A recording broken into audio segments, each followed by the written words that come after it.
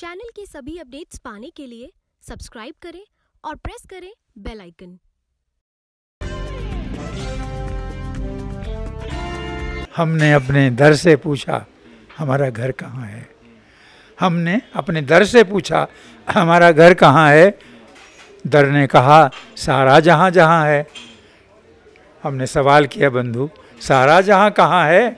दर का जवाब था प्यार जहाँ जहाँ है, प्यार जहाँ जहाँ है। नमस्कार, इंडिया टाइम 24 न्यूज़ में आप सभी का स्वागत है। मैं हूं अनुज मिश्रा। हमारे साथ आज जो खास शख्सियत मौजूद हैं वो किसी परिचय के मोहताज नहीं है, क्योंकि शख्सियत और व्यक्तित्व उन्हीं का बनता है जिनकी एक अलग पहचान होती है। शायद आज उनको सुन करके, शायद उनको देख करके आज एहसास होगा कि किस कदर अपने व्यक्तित्व को निखार करके व्यक्ति समाज के लिए एक आईना बनता है और उसी के आधार पर वो सामाजिक दृष्टिकोण में काम करता है। स्वागत है आपका सर हमारे इस चैनल में। देखिए, मैं जिस भूमि से आया हूँ, जहाँ मेरा जन्म हुआ था, हरिद्वार, एक पवित्र स्थान, जब गंगा अपवित्र नहीं हुई थी, मैली नहीं हुई थी, उन दिनों मेरा उससे जो संस्कार प्राप्त हुआ, और एक नहीं बहुत से संस्कार मिले। गुरुकुल कांगड़ी, ऋषिकुल, ये मेरे पास में दो संस्थान थे जिन्हें महामना मालवीय और स्वामी श्रद्धानंद ने स्थापित किया था। वो संस्कार लेकर के एक ग्रामीण बालक चलता है स्वतंत्रता सेनानी परिवार से, और वह विश्व यात्राएं करता है। और दिल्ली में आकर के मैं उतना दूर जाऊंगा, पहले मैं शुरुआती दौर से जानना चाहता हूं कि श्याम सिंह शशि जी की शुरुआत कैसे हुई और उन्होंने अपने एजुकेशन को कैसे आगे बढ़ाया। हम एक एक करके कदम सर आगे बढ़ना चाहेंगे, तो मैं ये जानना चाहता हूं कि शुरुआती जो आपकी शिक्षा दीक्षा रही वो कहाँ से हुई और किस तरह से हुई। तो मैंने इसी आपकी बात को ही आरंभ कर दिया वहीं से। देखिए, हरिद्वार का नाम मैंने अभी लिया आपके सामने। आज का हरिद्वार और वो हरिद्वार जब मेरा जन्म हुआ था, उसके पास के गांव बहादुरपुर जट में एक कृषक परिवार में मेरा जन्म हुआ, और वहाँ से हरिद्वार 6 मील पड़ता था। 6 मील कोई रास्ता पैदल जाना, कोई गाड़ी नहीं थी, साइकिल भी नहीं नसीब होती थी हम लोगों को। बिजली तो सवाल ही पैदा नहीं होता। लैंटर्न में पढ़ा करते थे, और उसमें उसके बावजूद I topped in 8th class, I topped in 9th class, I topped in 10th class, and up to MA I always was the topper in the classes. Unfortunately I lost my father at a very young age. बेटे, बहुत young age में मेरे पिताजी चले गए थे। बचपन में ईशा वास्यमिदम यत्किन जगत्याम जगत तेन त्यक्तेन भुंजिथा माग्रधस्वितन। जिस बच्चे के कान में ये ध्वनि आ जाती है, और वह यजुर्वेद के 40वें अध्याय का ये पहला मंत्र है जो किसी को पता नहीं है आज। इन मंत्रों ने, गायत्री मंत्र तो सभी जानते हैं, लेकिन मैं किसी मंत्र की बात नहीं कह रहा हूँ, मैं तो प्रत्येक धर्म की बात कह रहा हूँ कि किसी भी धर्म में कभी अपराध का तो सवाल ही पैदा नहीं होता। क्राइम जो आजकल सोशल मीडिया ने एक जानना चाहता हूं कि जब आपने शिक्षा MA किया, उसके बाद जो एम्बेसडर लंदन की जो यात्रा रही आपकी, वो यात्रा कैसे हुई और वो कौन सा सन था जब आप लंदन जो है अपनी पढ़ाई करने के लिए गए हुए थे, वो सन मैं जानना चाहता हूँ आपसे। देखिए, एक तो ये रखी है अपने पास में, जिस समय, पहले तो मैं ये बता दूं कि मेरी शिक्षा दीक्षा सेल्फ मेड एक प्रकार से जीवन को लेकर के चलती है। जैसे श्री रवि जी कहते हैं कि पॉजिटिविटी रखो और हमेशा आगे बढ़ने की सोचो। तो पता नहीं, मुझे मेरी पुस्तकें हाई स्कूल से, जब मेरे पहले पोइटिक पुस्तक आई लाल सवेरा, और 4 पुस्तकें मेरी BA तक छप गई थी। मैं basically I am a poet, लेकिन उसमें चूँकि आसपास का वातावरण जो था वो शुद्ध राष्ट्रवादी वातावरण था, तो मेरा बचपन से ही जो संस्कार, जिसे 16 संस्कार कहते हैं आप, लेकिन 16 सब अब कहाँ रहे हैं, अब तो 4-5 ही रह गए हैं सिर्फ। लेकिन हमने उन सब संस्कारों के बीच से जो शिक्षा पाई और वहाँ से ये लगा कि नहीं, आगे बढ़ने के लिए कम वाट में कुछ भी हो लेकिन आगे बढ़ना है। और मैं बता रहा हूँ मिश्रा जी, मुझे ये लगता है मेरी मेहनती ज़िंदगी एक पुस्तक है। 50 एडिशन उसके हो चुके हैं।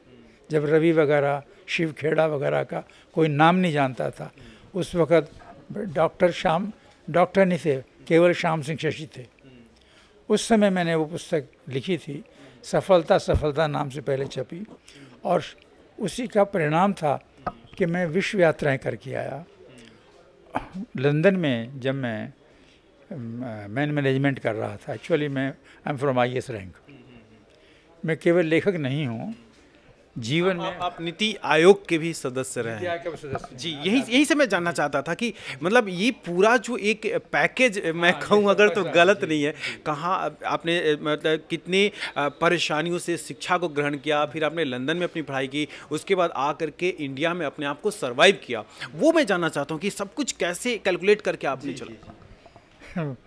असल में रविन्द्रनाथ टैगोर का नाम तो आप सुना ही है, आप जानते हैं। रविन्द्रनाथ टैगोर ने एक बहुत बड़ा इंस्टीट्यूट बनाने की सोचा था, शांति निकेतन का पता ही है।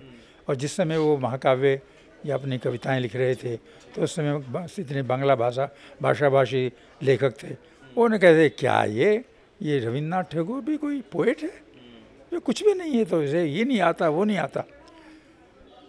लेकिन वो व्यक्ति हारा नहीं, और जब उनको नोबेल प्राइज़ मिला, उसके बाद जितने भी बांग्ला भाषी थे, बस जय जय जय रविन्द्रनाथ टैगोर जय।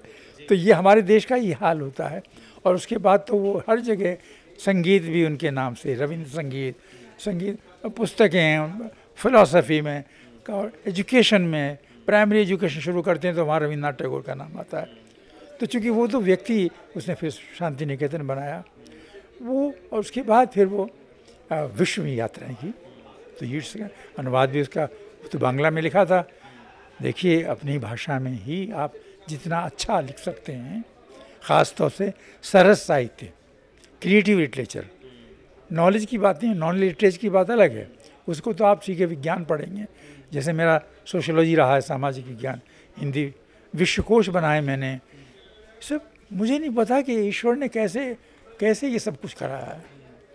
मुझे ऐसा लगता है कि एक तो मेरे जीवन में जो बचपन में जो संघर्ष करने का एक क्षमता थी, वो आ गई।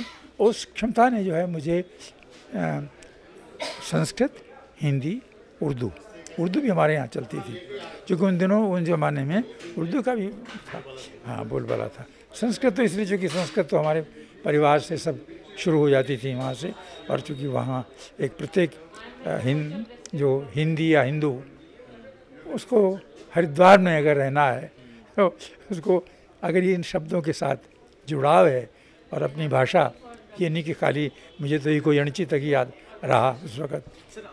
अब जो मैं सफ़र को थोड़ा सा आगे बढ़ाऊँ अगर, तो मैं ये जानना चाहूँगा कि पद्म श्री अवार्ड जो है वहाँ तक कैसे, कौन सा सफ़र था और कब ये शुरुआत हुई और कब वो अवार्ड जो है अचीवमेंट हुआ? देखिए, मुझे स्वयं नहीं पता था। अवार्ड असल में हिंदी वाले कुछ जो मैं तो बेसिक, मेरी मातृभाषा हिंदी है और मैंने पोइट्री बहुत लिखी है, मीडिया पे बहुत उसका प्रचार हुआ था पिछली शताब्दी में। मैंने शायद ही कोई अखबार होगा जिसके अंदर अंग्रेज़ी का, हिंदी का, जिसमें मैंने अपने लेख वगैरह लिखना हुआ है। और मेरा PhD का सब्जेक्ट भी वो नोमैड्स रहा है।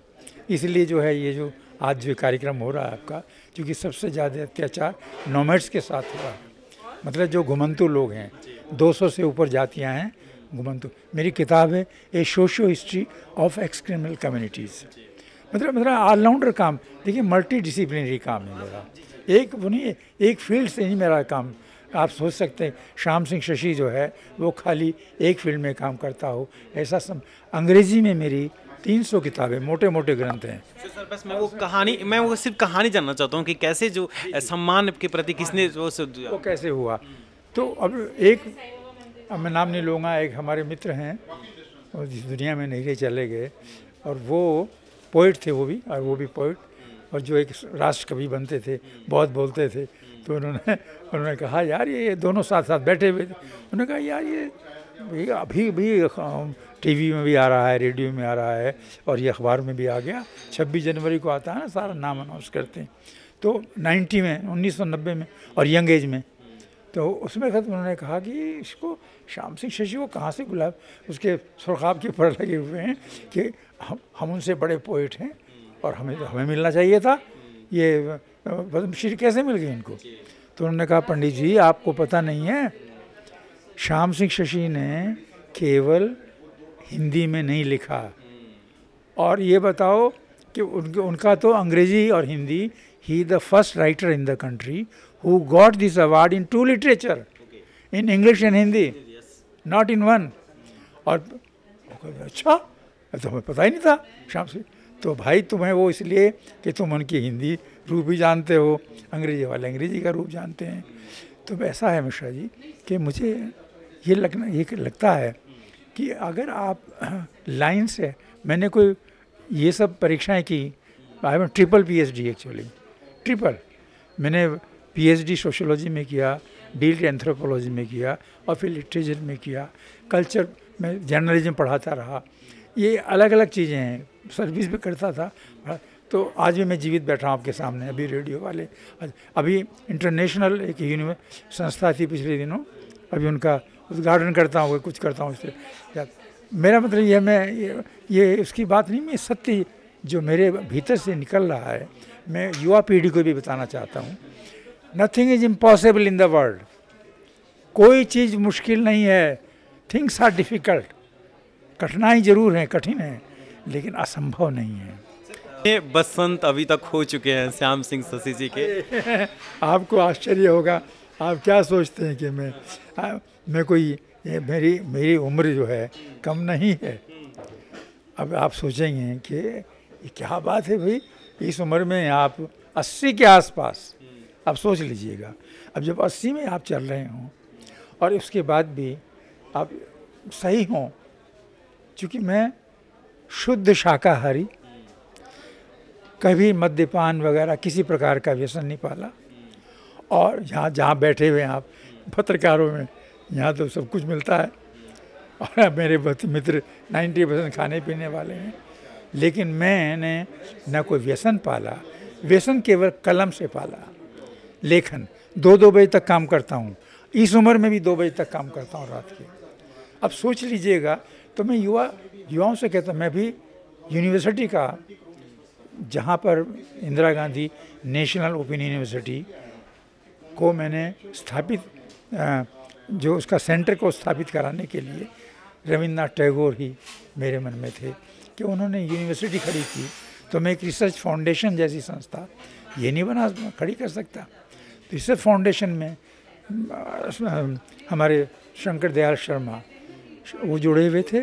हाँ, इंदिरा जी का भी आशीर्वाद था। मैंने कोई धर्म, कोई party, I am not a politician, लेकिन हम लोगों को जो भी अच्छे लोग मिले, और अच्छे मिले। टी चतुर्वेदी हैं, जानते होंगे, वो प्रेसिडेंट हैं इसके, अभी अनुवाद परिषद का मैं प्रेसिडेंट रहा हूँ, वो भी बहुत सारी संस्थाओं से मैं जुड़ा रहा, अभी नहीं।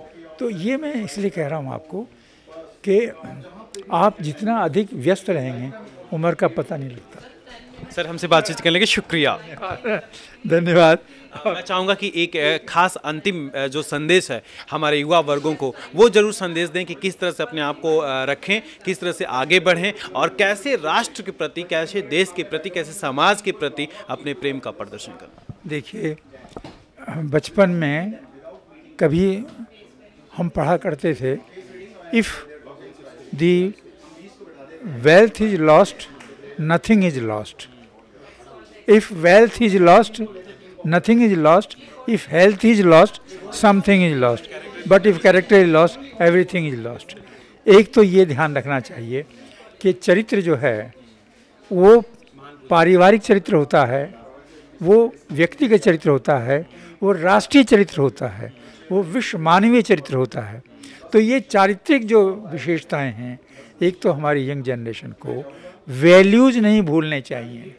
सबसे बड़ा जो नुकसान हुआ है, क्यों ये आवश्यकता पड़ रही है ह्यूमन राइट्स और फलाना ये वो करने की, इसलिए करने की पड़ रही है, और इसलिए सोशल क्राइम क्यों बढ़ते जा रहे हैं, साइबर क्राइम क्यों बढ़ रहा है। अब फेसबुक पे खाली ये वो तो उसके बिना भी काम चल सकता था, वहाँ क्या फ़ोटो दिखाने के लिए ही वहाँ पर क्या फेसबुक हो गई है क्या, या सोशल मीडिया जो ये व्हाट्सअप। अरे भाई पहले भी लोग काम करते थे, और ये बता रहा हूँ मिश्र जी, समय आएगा, ये एक वक्त ऐसा भी होगा जो इंटरनेट ये भस्मासुर बन जाएगा आपका। और ये अभी मैंने लेटर दी एडिटर लिखा था 14 तारीख को, अभी इसी हिंदुस्तान में छपा है, हिंदुस्तान में 14 को छपा। हाँ, हिंदुस्तान में एक लेटर टू दी एडिटर को, शशि शेखर को मैंने पत्र भेजा था। उसमें मैं सैनिक समाचार का भी एडिटर रहा हूँ, और उसका मैंने इंडो पाक वार पे मेरी हॉटलाइन ड्यूटी पे मैं था, और उस वक्त आज की तरह से नहीं होता था, क्योंकि वहाँ पर भी वो जो अभी जो घटना हुई है, अभिनंदन आया, वो ये सब, वो मैंने सब जिक्र के उसमें लिखा, छोटे से उसमें ही संक्षेप में वो मैंने ये जो बात आप सुनना चाहते हैं वो सारी मैंने उसमें कही। और मैंने यही कहा कि भाई देखो, ये जो भस्मासुर की वाले ये वर्ड भी मैंने प्रयोग किया है, ये सब क्यों हो रहा है कि अब ना तो अनुशासन रहा, क्षमा कीजिएगा, हमारे जो नेतागण भी हैं उनकी जो भाषा है वो भी अमर्यादित हो गई है, तो वो एक से एक बढ़ कर के वो कर रहे हैं। अब जो इस समय में जो इस समय अब क्या कर रहे हैं भाई, अब प्रधानमंत्री बोल रहा है और आप ये उसको भी सुन नहीं रहे, मतलब ये एक बड़ा ऐसा कभी नहीं हुआ। तो ये ऐसी चीज़ें आई हैं। तो एक तो मैंने ये कहा, दूसरी बात मैं जो कहना चाहूँगा, मैं संयम और मर्यादा, और ये ना घबराएं कि हमको ये केवल सरकार ही सबको देगी, अपने बलबूते पे खड़े हों। जैसे आजकल बहुत सारी योजनाएं बन रही हैं, प्रधानमंत्री हमारे बना रहे हैं, तो उन सबको वो होना चाहिए। दूसरी बात ये है कि नेगेटिविटी नहीं आनी चाहिए। मैं हमेशा कहता हूँ, be positive, think positive, live positive. और एक आखिर में, पता नहीं आपने वो लिया कि नहीं लिया था, जब मैंने प्यार के ऊपर एक संदेश दिया था, क्योंकि प्यार हमारे परिवारों में नहीं रहा, हमारे टूटते जा रहे हैं परिवार। हम तो पश्चिम की तरफ कह रहे हैं कि जॉइंट फैमिली बहुत अच्छा हुआ करता था सिस्टम, उसमें अब कोई दादा दादी का कोई मोह नहीं रहा। तो मैं अभी आखिर में आपको, मुझे अच्छा लग रहा है कि आप मुझसे कुछ ये बात एक बुज़ुर्ग लेखक से ये बातें कर रहे हैं, पूछ रहे हैं कि क्या करना चाहिए नई पीढ़ी को। जब तक नई पीढ़ी को, हमारा भी कर्तव्य है कि अगर हम नई पीढ़ी को ये नहीं बताएंगे, मॉरल एजुकेशन की बात नहीं कहेंगे, भले ही वो कुछ भी होता रहे। तो टीवी जो है ना, क्षमा कीजिएगा, ये भी गड़बड़ हो रही है वहाँ भी। हाँ, वहाँ भी मैं तो बस मैं शेर बोल देता मैंने बहुत प्रोग्राम। अच्छा, एक यूट्यूब पे जरूर सुन लीजिएगा, यूट्यूब पे अंग्रेज़ी में भी और हिंदी मेरे इंटरव्यू आए हैं। एक 15-20 मिनट का है, संदीप मरवान है ना, वो फिल्म इंडस्ट्री वाले हैं, उन्होंने लिया था। तो उसको आप ज़रूर एक बार दिखा दीजिए कभी अपने श्रोता दर्शकों को। और मैं बस प्रेम का संदेश सबके लिए, यंग पीढ़ी के लिए तो है ही है, लेकिन वो जो परिवारों में जो आज हालत ख़राब हो रही है, हमारे देश के बच्चे जो है ना, विदेश जाके चले जाते हैं, माँ बाप रोते रहते हैं, हाय हमने तो सारी पैसा लगा दिया बच्चों के लिए। और भाई लगाया पैसा तो अब भुगतो उसको, क्योंकि वेस्टर्नाइज कर दिया, हमारी कल्चर तो चली गई ना। वो कल्चरल जो प्रॉब्लम आ रही हैं वो सारी सी। तो इसलिए मैंने कहा था अपने एक कपलेट में, हमने अपने दर से पूछा हमारा घर कहाँ है, हमने अपने दर से पूछा, हमारा घर कहाँ है? दर ने कहा, सारा जहाँ जहाँ है। हमने सवाल किया, बंधु सारा जहाँ कहाँ है? दर का जवाब था, प्यार जहाँ जहाँ है, प्यार जहाँ जहाँ। धन्यवाद। चैनल की सभी अपडेट्स पाने के लिए सब्सक्राइब करें और प्रेस करें बेल आइकन।